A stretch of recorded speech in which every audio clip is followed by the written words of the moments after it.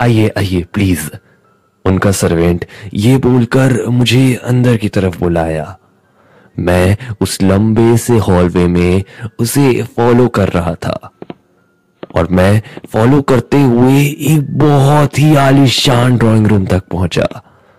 मैं वहां पर बस उसकी ब्यूटी देखकर आई थिंक सो 2 सेकंड को कंफ्यूज हो गया कि मैं शायद एक बहुत ही ज्यादा बड़े राजघराने के सामान को देख रहा हूं। मुझे ऐसा लग रहा था।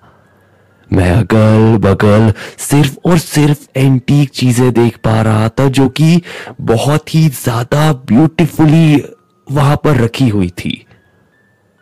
मैं ये सब कुछ बस वहां पर देख रहा था कि तभी वहां के सर्वेंट ने मुझे कहा, प्लीज आप यहां पर बैठिए, बड़े साहब बस आते ही होंगे। ये कहकर वो अंदर की तरफ चला गया। वो शायद इस घर के ओनर को बुलाने गया था। मैं वहां पर बस उस जगह की ब्यूटी को देख रहा था। मैं टू बी ऑनेस्ट उस रूम के कोने कोने को जैसे कि अपनी आंखों में बसा लेना चाहता था। दो मैं जिस घर में गया हुआ था वो बाहर से इतना खास नहीं नजर आ रहा था और मैं उसे अंदर से इतना ज्यादा सुंदर देखकर काफी ज्यादा शॉक था। वो बाहर से बहुत ही ज्यादा आई थिंक सो नील मेंटेन टाइप का घर था, लेकिन अंदर से ऐसा लग रहा था जैसे कि वो कोई 5 स्टार होटल से कम नहीं है। मैं वहां पर बैठा हुआ था कि तभी मुझे फुटस्टेप्स की आवाज आई। एक मिड 60s 70s के बीच में एक अंकल होंगे, वो मेरे पास आए। वो अपनी इसी स्टिक को लेकर चल रहे थे जिसकी एक्चुअली उन्हें जरूरत नहीं थी। वो सिर्फ और सिर्फ अपने राजघराने के लिए जो राजा महाराजा अपने टाइम पर लेकर चलते हैं, वो उस तरीके की स्टिक को अपने साथ कैरी कर रहे थे। वो मेरे पास आए और सामने वाली चेयर पर आकर बैठ गए। मैं उनकी तरफ देखने लगा और वो मुझे बस एक टक देख रहे थे और उसके बाद उन्होंने बोलना चालू करा। अब तक आपको आपका स्पेसिफिक काम पता चल गया होगा, जिस पर कि मैंने थोड़ा सा हिचकिचाते हुए और यही चीज सोचते हुए और रिकन्फर्म करते हुए स्पेशली कहा, हाँ आपने न्यूज़पेपर में मेंशन किया था मुझे आपके पेट की केयर करनी है for 12 hours, is it right? जिस पर कि उन्होंने कहा, यस यही चीज आपको करनी है, लेकिन इसकी सेट ऑफ रूल्स है। अभी वक्त हो रहा है 6:30 बजे शाम के। मैं ठीक 7 बजे अपने वर्कर्स को लेकर चला जाऊंगा। अब से लेकर सुबह के 12 बजे तक आप यहां पर रहेंगे। ये पूरा का पूरा घर आपके हवाले होगा एंड स्पेशली मेरा पेट। देखिए मैं रॉस से बहुत प्यार करता हूं। मैं उसे बचपन से पाला हूं और वो मेरे लिए बहुत ज्यादा इंपॉर्टेंट है। और मैं स्पेशली आपको इसीलिए यहां पर रख रहा हूं क्योंकि ये सब लोग रॉस को नहीं संभाल सकते। आपसे मैं इसलिए उम्मीद कर रहा हूं क्योंकि आपने डिप्लोमा कर रखा है। मैं आपकी क्वालिफिकेशन की इज्जत करता हूं और शायद आप मेरे पेट को संभाल लेंगे।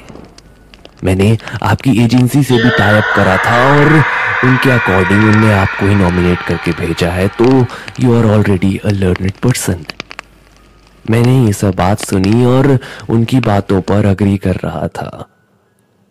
उसके बाद उन्होंने बोला, तो ठीक ऊपर वाले रूम में मैं आपके सारे के सारे अरेंजमेंट्स करवा दूंगा और ठीक बगल वाले रूम में ही रॉस का रूम है। रॉस एक्चुअली बहुत ही ज्यादा शांत किस्म का है, लेकिन उसे ज्यादा केयर या फिर एकदम ज्यादा प्यार भी पसंद नहीं है। हमें उससे थोड़ा सा डिस्टेंस बनाकर रखना पड़ता है, लेकिन ओवरऑल वो बहुत ही अच्छा है। उसे टाइम टाइम पर फूड दे दो तो बहुत शांत रहता है। जिस पर कि मैंने पूछा, आपके डॉग की ब्रीड क्या है? एक्चुअली फॉर्म में भी देयर इज नथिंग स्पेसिफाइड। जिस पर कि उन्होंने कहा एक्चुअली वो डॉग नहीं है। मैं थोड़ी देर को कुछ और सोच में पड़ गया कि तभी उन्होंने कहा, सी ये सब चीजें आपको सोचने की जरूरत नहीं है। आपको अभी से 9 बजे उसे एक बार खाना देना है और 3 बजे एक और बार। अगर आप ये कर देते हैं तो आई थिंक सो आपके सुबह के 12 बजे तक टाइम काटना बहुत ही आसान है। आपको ऐसा कुछ भी नहीं प्रॉब्लम करेगा रॉस, लेकिन बस आप ये सारी चीजें भूलिएगा मत। मैंने उन्हें फिर से वही क्वेश्चन पूछा, थोड़े से अलग तरीके से। हाँ फॉर श्योर, बट हो सकता है आपकी कैट को या फिर आपके पेट, जिस पर कि वो मेरी तरफ इस बार अजीब सी नजरों से देखे। और उसके बाद उन्होंने कहा, मैं आपको बोल रहा हूं ना, रॉस इन सब से अलग है। रॉस को मैंने बचपन से पाला है, इनफैक्ट उसे बनाया भी मैंने ही है। आप ये सब मत सोचिए, आप बस उसे 9:30 बजे और सुबह 3 बजे खाना दे दीजिएगा। मैं नीचे खाना रख दिया हूं, आपको अभी मेरे सर्वेंट्स और अच्छे से बता देंगे उसे कितने पीस देने हैं। और उसके बाद वो उठे और अपने सर्वेंट्स के साथ बाहर की ओर जाने लगे। उनमें से एक सर्वेंट मुझे अंदर किचन की ओर लेकर गया और उसने कहा, ये है उसका फूड। और मैंने फूड की तरफ देखा तो टू बी ऑनेस्ट मैंने ऐसा खाना कभी भी नहीं देखा था। उसे देखकर ऐसा लग रहा था जैसे कि मानो उसमें इंसानी खून है या फिर उसने किस जंगली जानवर का मांस उसे खिला रहे हैं, वो मुझे कुछ भी समझ नहीं आया। टू बी ऑनेस्ट मुझे बहुत ही ज्यादा डिस्गस्टिंग फील हो रहा था उस पॉइंट पर।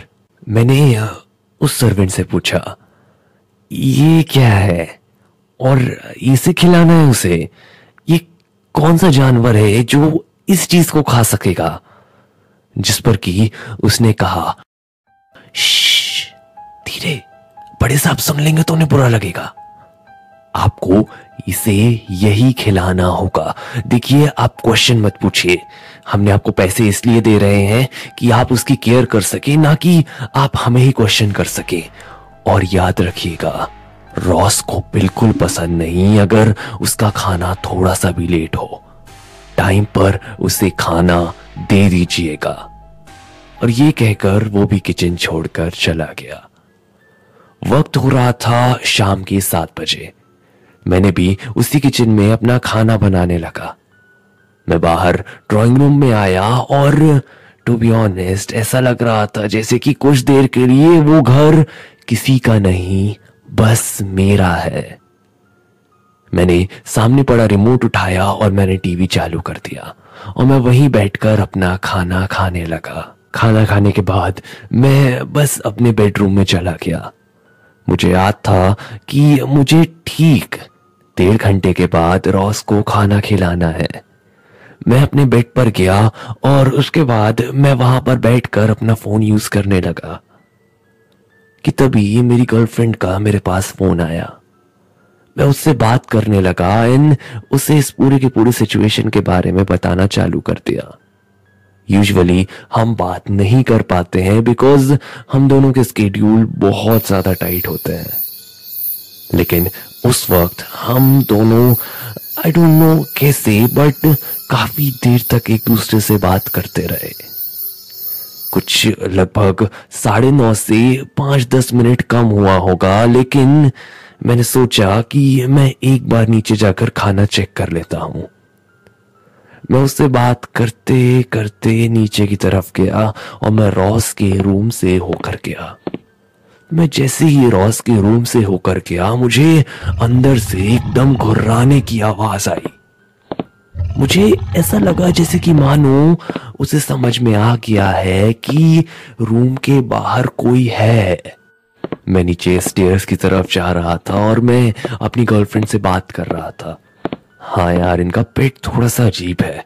हाँ, मुझे पता भी नहीं है एक्चुअली है कौन। अब मुझे नहीं पता यार, कंपनी ने यहाँ पर भेज दिया है एंड जगह बहुत डिसेंट है। यानी कि कोई ऐसे शेडी नहीं है। एंड टू बी ऑनेस्ट बहुत ही ज़्यादा ब्यूटीफुल जगह है ये।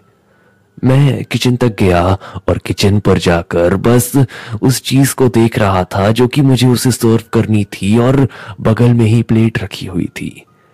मैं उससे फोन में बात करते करते बोला, just hold on a second. हाँ पता नहीं यार क्या हार दिया है इन लोगों ने, बहुत ही घटिया सी चीज दी हुई है। मुझे उठाने के लिए भी कुछ ग्लव्स चाहिए, पता नहीं क्या है ये। मैंने जैसे तैसे उसको उठाया और उसके बाद उसे ऊपर की तरफ लेकर गया। मैं खाना ऊपर की तरफ बस लेकर जा ही रहा था कि मुझे फिर से उसके घुर्राने की आवाज आने लगी। मैं जैसे तैसे वहां तक थोड़ा सा जल्दी में पहुंचा क्योंकि मुझे सर्वेंट ने ये चीज पहले ही बताई थी कि रॉस को बिल्कुल भी पसंद नहीं है कि उसका खाना 1 मिनट भी लेट पहुंचे। मैं वहां पर गया और मैंने नीचे की तरफ देखा। नीचे एक छोटी सी विंडो थी जहां पर खाना सरकाने बस की जगह थी। मैंने वहां पर प्लेट सरकाई और मैंने ये जैसे ही किया, मैंने एक हाथ को उस पूरी की पूरी थाली को अंदर लेते हुए देखा। मैं 2 सेकंड को डर गया उसके हाथ को देखकर, क्योंकि उसके हाथ को देखकर लग रहा था जैसे कि अंदर कोई जंगली जानवर नहीं, अंदर कोई शैतान है। ऐसे हाथ मैंने कभी भी नहीं देखे थे। मैंने ये देखकर बहुत ही तेज चिल्लाया। इनफैक्ट मेरा फोन भी नीचे की तरफ गिर के टूट गया। मैं उस हाथ को कभी भी नहीं भूल पाऊंगा।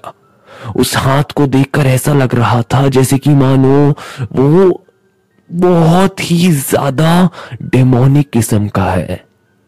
उसके हाथों में इतने बड़े नाखून थे जो कि शायद अगर वो मेरी छाती में मारे तो शायद दूसरी तरफ से वो अपना हाथ निकाल सकता था अपने नुकीले उन हाथों की मदद से। मैं बस आपको ऐसे ही एक्सप्लेन कर सकता हूं इसे। मैंने इसे देखकर आई थिंक सो दिमाग को थोड़ी सी देर के लिए एक ऐसी स्टेट में ले जाने के बारे में सोचा जहां पर मैं अपने अंदर आने की डिसीजन को भी रीथिंक करने लगा था।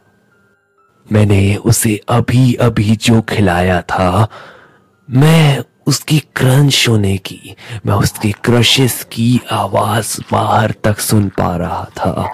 मैं उसकी वो घुर्राते हुए खाने की आवाज बाहर तक सुन पा रहा था और मैं अपने पूरे के पूरे शरीर में अपने रोंगटे खड़े होते महसूस कर पा रहा था।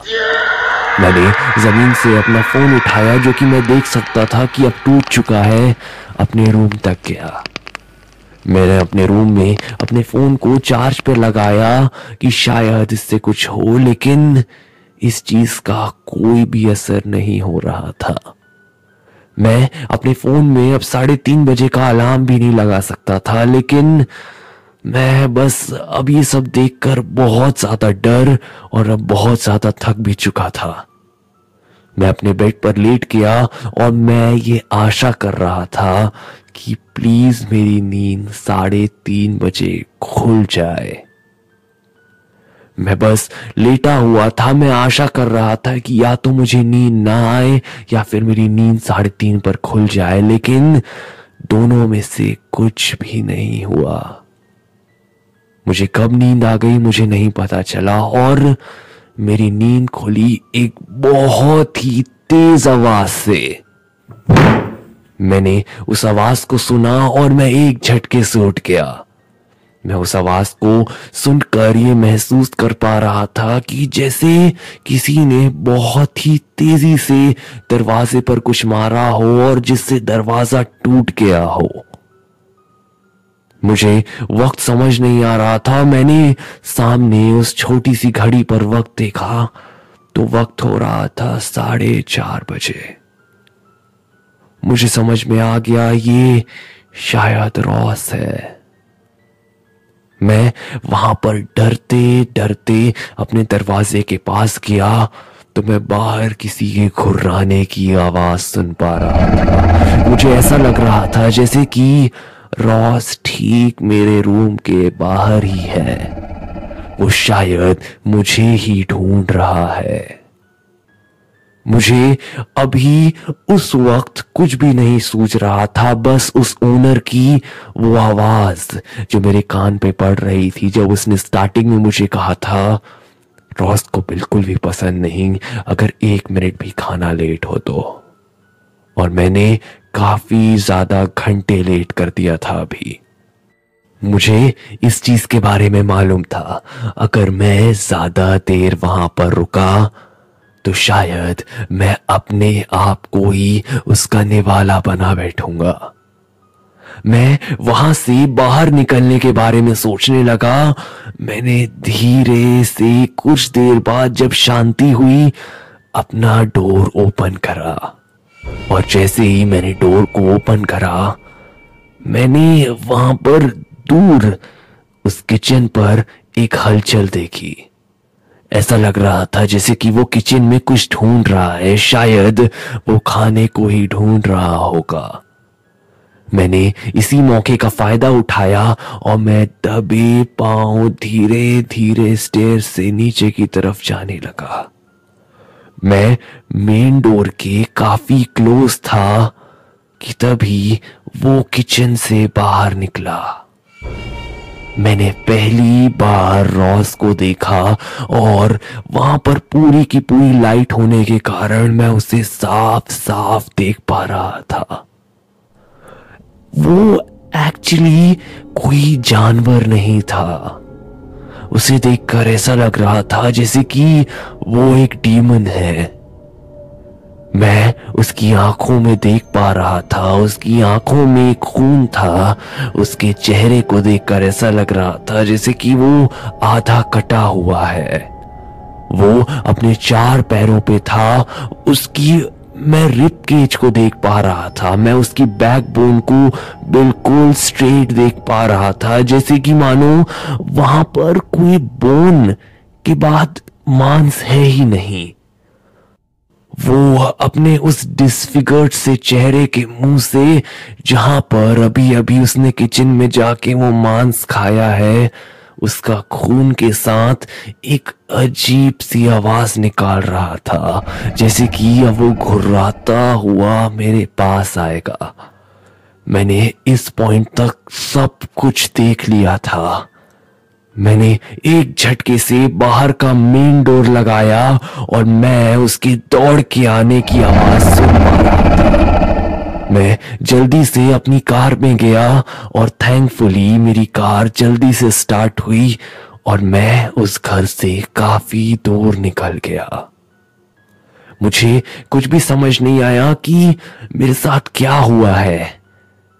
मैं अगले दिन ऑफिस में गया और सबको इस बारे में बताया, तो किसी ने भी इस चीज को एक्चुअली अटेंड करने से डायरेक्टली मना कर दिया। मेरे जो सुपीरियर थे, जिन्होंने मुझे ये टास्क दिया था, वो मुझे अपने केबिन पर लेकर गए और उन्होंने मुझे मेरी 6 मंथ्स की सैलरी एक साथ दे दी और उन्होंने कहा, ये तुम्हारा बोनस है, आगे भी सैलरी मिलती रहेगी, लेकिन अगर कोई भी तुमसे पूछे कि तुम वहां पर गए थे, उस चीज को डिनाई डायरेक्टली कर देना। मैं कुछ भी समझ नहीं पा रहा था उस पॉइंट पर कि तभी उन्होंने ठीक मेरे सामने न्यूज़पेपर रखा। न्यूज़पेपर में हेडलाइंस थी कि जहां पर मैं कल रात को गया था, उनके ओनर्स और उनके सर्वेंट को किसी ने बहुत ही बेदर्दी से मार डाला। उन सब के दिल और उन सब के फेफड़े गायब है। मैं शायद उसके बाद ये सब कुछ समझ चुका था कि ये सब चीजें किसने करी थी। मैं इन सब चीजों को समझ ही रहा था कि मेरे बॉस ने कहा, अब जो होना था हो गया। तुम्हें भी नहीं मालूम था वहां पर कौन है, ना कि कंपनी को। इस चीज को हम यहीं पर रफा दफा कर देंगे।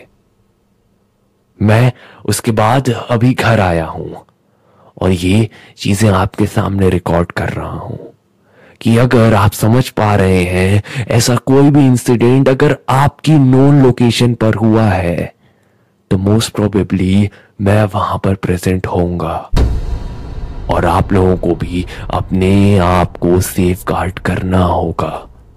वो जो भी चीज थी वो अब बाहर ओपन वर्ल्ड में घूम रही है और उसका शिकार कोई भी हो सकता है।